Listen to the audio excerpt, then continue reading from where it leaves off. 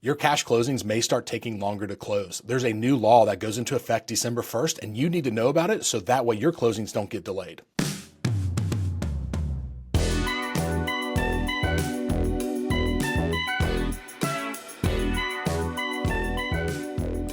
All right, y'all. So you may not have heard, most likely, I guarantee you have not heard about FinCEN's new law that is going into effect December 1st of 2025.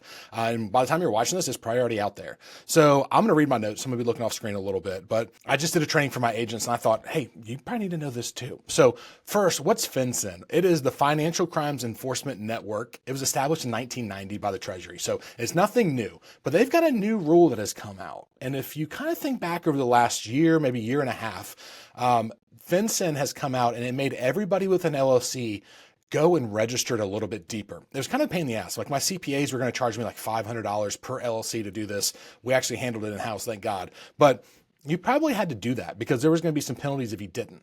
So the next step in that is this new rule that goes into effect. So what it does is FinCEN is requiring residential real estate rules that a client that is paying cash or not going through a traditional financing like conventional FHA, VA, but is paying cash with an LLC or a trust or things like that, that they actually have to start reporting a lot more information.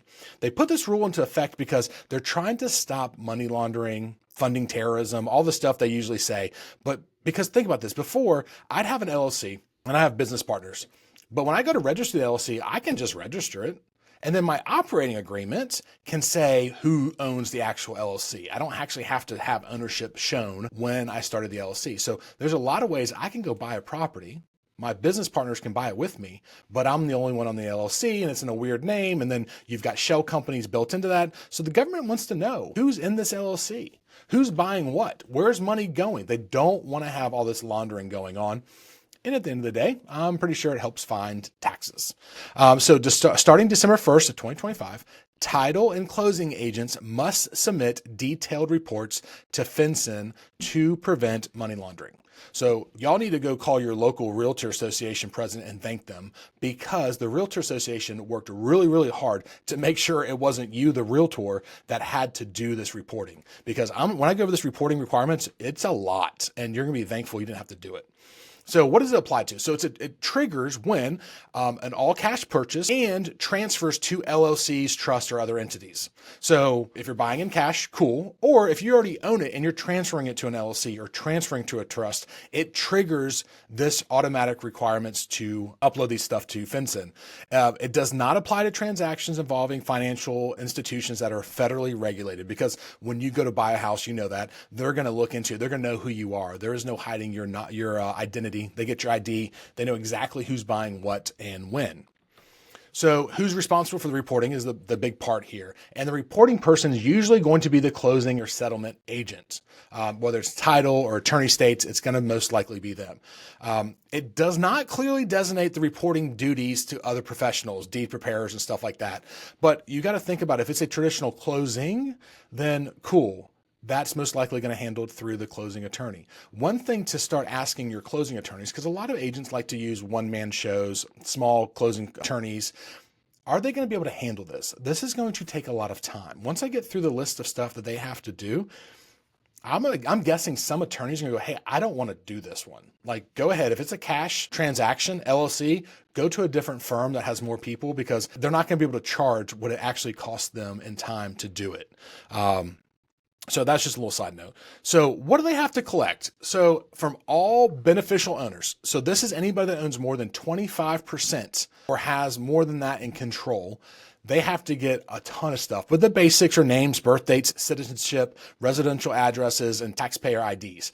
That's not a big deal. And they don't care about where your citizenship is. They just want to know where you're from and who you are. They also have to get legal names, contact information of the entities or trust buyers, including the grantors, the trustees, the beneficiaries. So like I just put my house in a trust, right? A couple years ago. My kids are the beneficiaries. So by this rule, I'm transferring my house. I didn't sell it. I just transferred it to a trust. I'd have to have all the stuff of the trustees, the guarantors, the beneficiaries. I'd have to get all that information together. So we're talking pretty substantial stuff. So one of the things you need to be most aware of as an agent is setting the expectations with your clients. And I'm going to get into that a little bit further into this video. What also must they collect? Well, obviously anything on the transaction, property info, price, payment, seller details, that kind of stuff. And then the documentation, right? Signed certificates from the buyers regarding the beneficial interest, saying who owns it, how much do you own of it, cool. Any internal agreements, operating agreements, sale clauses, stuff like that, and any kind of assigning or reporting responsibilities. So think of you have a client or maybe yourself and you've got 4 owners, equal owners. Well, they've got to get all your information. They got to get all your tax information. They got to get all that. But then compound that. So like, for instance, we've got a couple structures where we have a holding company that owns other LLCs. And of those LLCs, my personal LLC owns it. So if I'm selling my operating company, my holding company, I gotta get all that information. I gotta get all the information for the one that we're actually selling. And I have to provide all the information on the LLC that I own of that LLC. So like, this could be a really big slippery slope when it comes to closing. Also, they have to get over 100 different data points of information. It's a lot. Now, typically they're gonna get 40 to 60% of that depending on what the transaction calls for, because they may not need all of it. But the categories and the data fields, it's like I said, reporting people's names, property details, seller, buyer, trust information, specific roles, the trustees, the guarantors, and individual representatives information. So sometimes LLCs are run by a representative and you don't really know who the owners are because the representative is the one that filed it. So you got to get all of that. Moving forward, what do they have to also do? So they got to break down the documents, and it can get repetitive, and your clients are going to get aggravated because if they're used to buying, if they're an investor or they're an investor group, they're used to buying properties all the time. I mean, we probably work with them, the ones that buy hundreds a year. They just come in and throw down a bunch of cash and like, I'm buying a bunch of rental properties. All that stuff has to start getting reported every single time. So you've got to kind of start telling your clients, hey, this is a cash deal. For the buyers, they're going to ask you a lot of information because the attorneys or the title companies are going to be penalized if they don't. So they have to report this stuff within 30 days of closing or before the end of the month. So if you close on the 28th, and it's a 30-day month, you got 2 days to report this. The attorney does. So I'm also going to think most attorneys are going to go, hey, cash deal, LLC, cool. We're going to close on the first, second, or third day of the month. So that gives us time to do all this reporting. I know a pretty large law firm in the state that I'm good friends with. They're actually pulling 2 full-time employees just do this work. And you're not talking, $20,000 employees. They're pulling big pocketed employees to make sure that these things are being appropriately reported and they're not slowing down their current processors and their current closers and stuff like that. So it could be a big deal. Client impacts, right? So you got to educate your buyers on the entities or trust about the new transparency, about the new rules. But also if you're a seller's agent, and the buyer is buying an LLC in cash, you need to set your seller's expectations of, hey, they got to get some information from you. It's going to be a little bit slower on the other side. So we probably can't close in 2 weeks anymore. I would be hard pressed that you can close pretty quickly in 2 weeks. And I'm going to be hard pressed that the attorney fees or closing fees or title company fees are not going to go up. Like they're going to go up. They're going to have to, because the amount of work they're putting into this is got to be paid by somebody. So can the clients file themselves? I mean, technically, yes. So if like I said, my trust, I put my house into a trust. I would have to report that information and fill out all this information. So yeah, or if I just did a quick claim deed to some friends, I'm like, here, have this property. It's cool. It's hunting property. I don't want any more. Cool. Like I don't have to necessarily go to an attorney to do that. But at the same time, somebody's got to report this. There is exceptions. In the rare circumstances, you can do it yourselves, but most likely you're going to want to get a professional to do it to make sure it's done properly, because it's going to change the closing and it's expensive. Let's talk about the liability. So penalties, it's a civil liability up to almost $1,400 per violation. So they don't care if I don't report it or the attorney doesn't report it. The attorney, the closing attorney or the title company can get fined up to $1,400 if they do not submit this within 30 days, if they don't even do it at all. Because some attorneys might be like, oh, I'll get to it, I get to it. Not anymore. And they can get fined up to almost $110,000 if the Treasury decides that there's patterns of them doing this or not doing this, I guess. They can really come down on them. So I don't think attorneys are going to risk a $1,400 penalty of not doing this.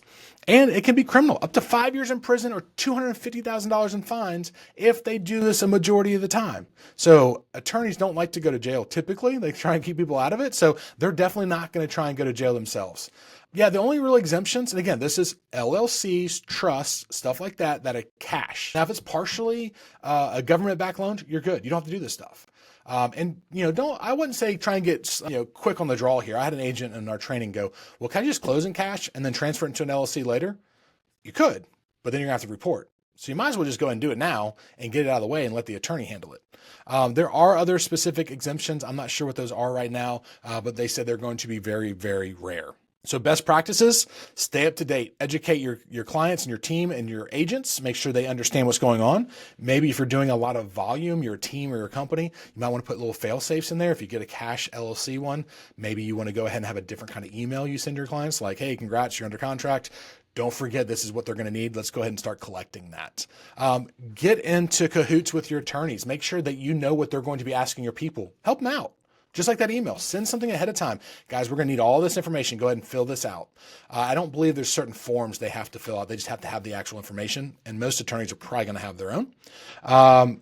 Get the information early so it doesn't affect closings, and document your communications with your clients. Let them know, hey, we're going to need this. Let the attorney know, here's the information so they can do the reporting on time.